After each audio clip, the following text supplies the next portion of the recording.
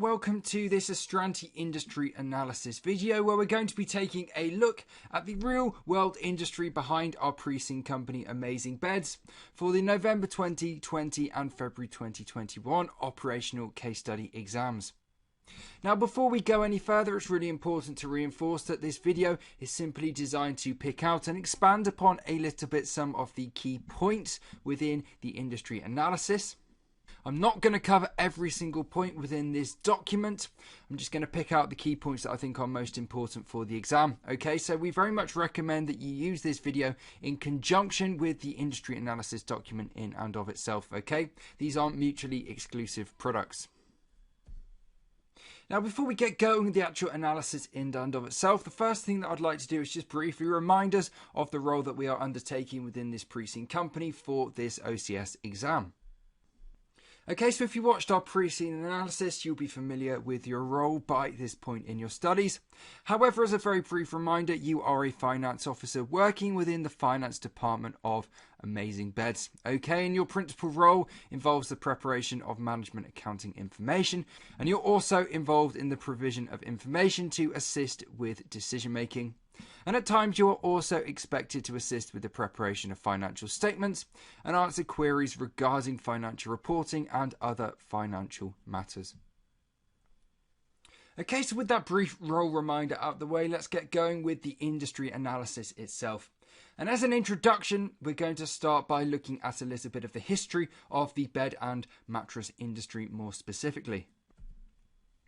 Okay, so obviously beds and mattresses have been around since the dawn of time. People have always needed to sleep on something.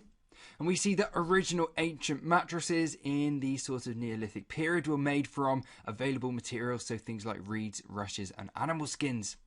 And then in this timeline that you can see on screen at the moment, we see how beds and mattresses in terms of design and usage have evolved over time. Okay, so we see in the ancient Egyptian period how wealthy citizens began to create raised beds to protect them from pests and snakes, which of course typically lurk on the ground.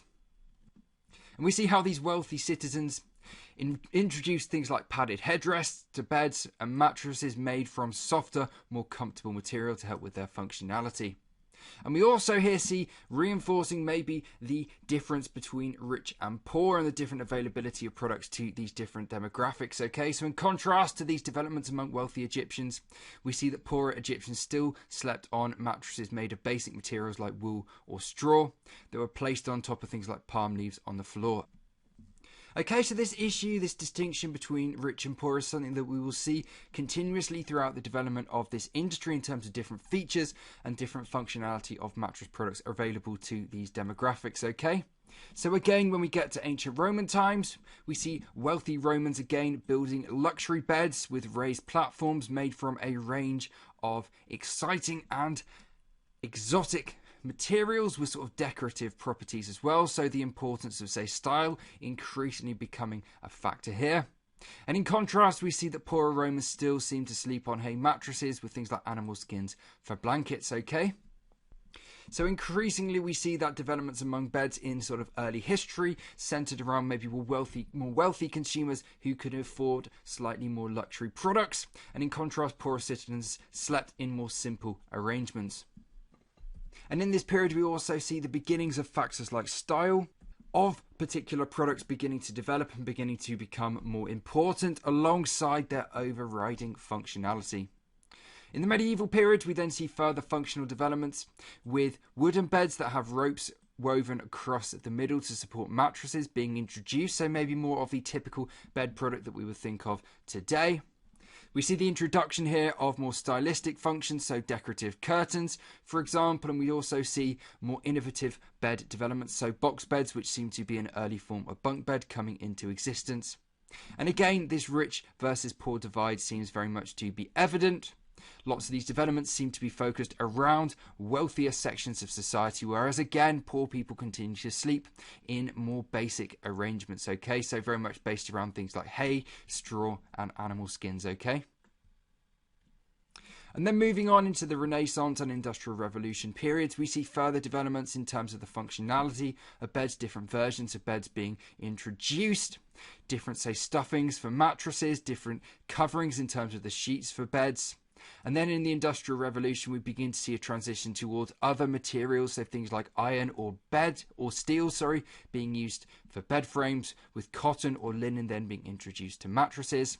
And again, we sort of see this maybe slightly stylistic aspect to some aspects of bed development being linked in with more practical considerations, okay? So iron and steel, for example, were much more proficient in terms of preventing things like bugs, vermin or lice being an issue for bed users. Okay, so again, this idea of these being very practical products, and innovation therefore is quite functional in part, but is also mixed in with some sort of stylistic improvements that have been made to products over this period. Okay, it's a sort of theme we can see throughout the early development and sort of middle development of bed products. And then thinking about things from the 19th century onwards, we see particular areas of innovation maybe from the 19th century onwards. So the invention of coil springs, which we know to be a really prominent way in which mattresses are constructed these days. We see things like latex rubber mattresses being introduced in 1929. Things like foam rubber mattresses and pillows introduced in the 1950s. Memory foam being invented in the 1960s. And then the first memory foam bed being available in 1999, followed by things like the no-flip mattress in 2000 and smart mattresses being introduced in 2015. Okay, so while we wouldn't think technology is a massively important issue, maybe in regards to something like mattresses or beds, what we do see from the development of these products from the 19th century onwards is that they do very much develop in line with wider technological developments and wider sort of inventions and discoveries of new materials and things like that that are going on in wider society. Okay, so technology actually seems to be a subtly important factor in terms of how these products develop. So in terms of applying all these points to what we know about our pre-scene company, there are a number of things that we can take out of this. So, for example, as we've just been talking about, the history of this industry shows the importance of things like innovation. Okay, so we see quite a massive difference between the humble beginnings of bed and mattress products from being rushes and reeds to the highly personal, important and costly purchases that we see being sold by companies like AmaZZZing Beds at the moment. Another key thing I think we can take from the history of this industry is the importance of factors like choice and consumer preference, okay? So on the one hand, sleep is a basic human need, so these are quite functional, quite essential products. However, what we can generally see throughout the history of this industry is that different consumers have different needs, they have different body types, and they have different budgets, okay? So this means that there is the potential for a wide range of beds and mattresses to be produced, suitable to a wide variety of tastes and price points, okay? And we very much see this in play with what we know about AmaZZZing Beds being the largest retailer of beds and mattresses in Eastland, and therefore stocking a wide different range of bought-in and own brand products. So our first industry example relates to bed manufacturer Silent Night, which we're told is reducing its reliance on plastic. Okay, so in Silent Night's factory, the company has stopped double bagging mattresses, for example, when they come off its production line and go out for delivery.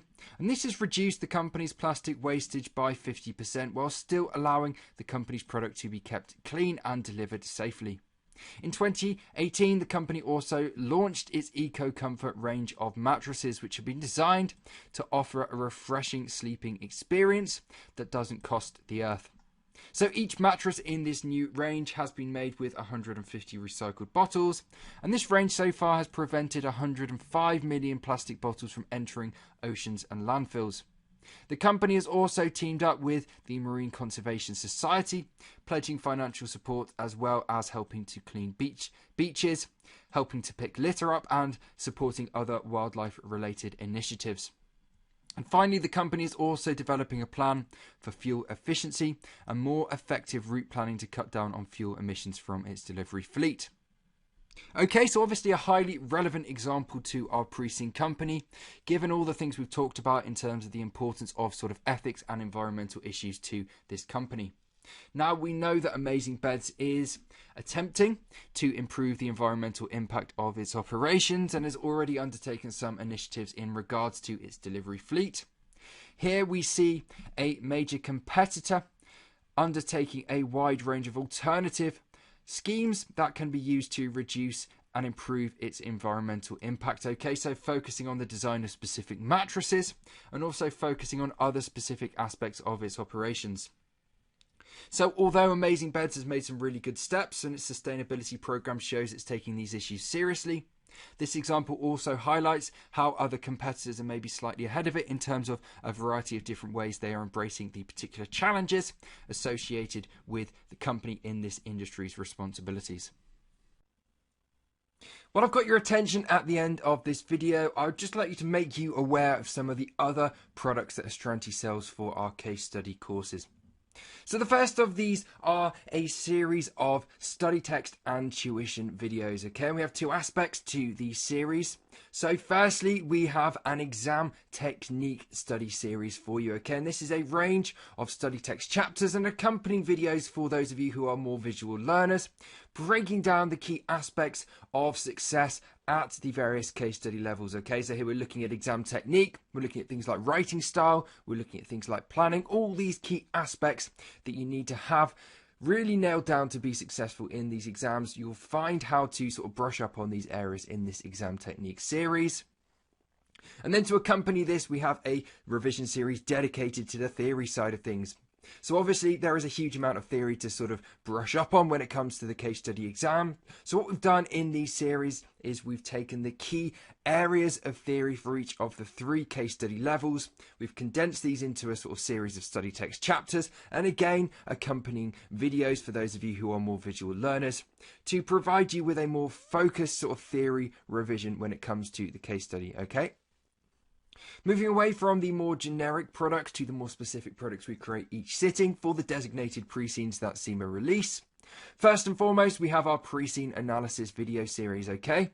So first and foremost, this consists of 6 videos where we break down the relevant pre-scene at the relevant level of the qualification, page by page in significant levels of detail, okay? Bringing out all the key points that are going to be relevant for your exam. And we then supplement this with 2 additional videos. So we have a strategic analysis video and a top 10 issues video, also focused on the designated pre-scene for each level for the specific sitting in question. We then provide an industry analysis document and accompanying video. Okay, so CIMA like to see you demonstrate wider industry knowledge when it comes to the exam.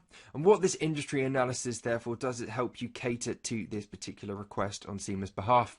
Okay, so essentially what we've done is we've compiled all the key bits of information about the relevant industry into one big document to save you having to do this as part of your revision.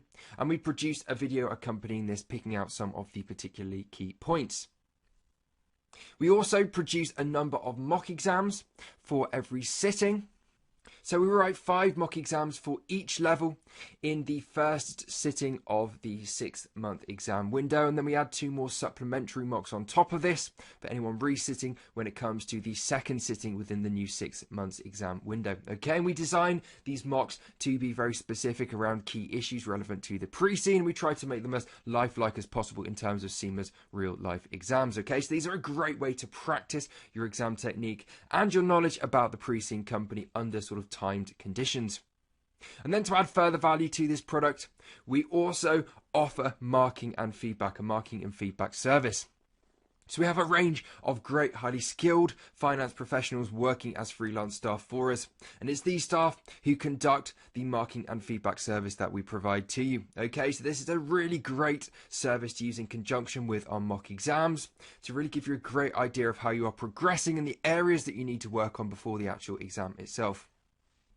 If you're still in need of extra exam practice and you've run out of mock exams that we supply, we also provide a more generic question pack product. Okay, so obviously there is only a specific amount of questions that you can write about a specific pre-scene, and so what these question packs are is a series of generic questions on generic scenarios that we've come up with here at Astranti, whereby we look to test specific topics that come up regularly at case study exam. Okay, so if there is a particular topic that you're struggling with and we've maybe tested it once in our mocks but you'd like some more practice on it, then these question packs would be a really great product for you to turn to, as we have all the key topics that are likely to be tested covered within these. Okay, The penultimate product on this list is a product for those of you out there who would like to sort of get a full overriding picture in terms of your revision all at once. And these are our masterclasses, okay? So we have expert tutors who hold 2 masterclass sessions for every exam sitting. And these essentially cover all key aspects that you're going to need to know for your relevant exam, okay? So from particular pieces of theory, from an analysis of the precinct, all the way through to tips and ideas about exam technique. And finally, such is the confidence that we have in the quality of our products and the quality of our course, that if you do purchase a full course from us and you unfortunately do not pass your exam using our products, then we will offer what is known as a pass guarantee. Okay, so if you're a full course student who fails using our materials, we will provide you with our materials free of charge for the next sitting in the hope that you pass second time around. Okay, so thank you very much for listening to that. I hope you find our products useful, and of course I'd like to wish you best of luck from everyone here at Astranti for your exams.